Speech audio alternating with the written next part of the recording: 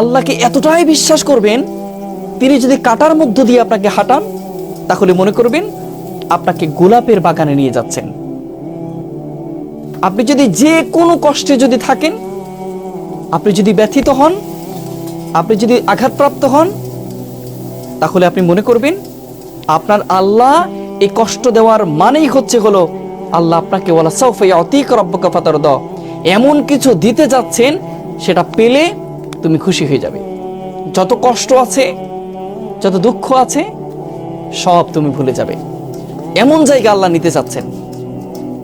সেজন্য আল্লাহর প্রতি আমাদের বিশ্বাস নাই, আমরা বিশ্বাস রাখতে পারি না।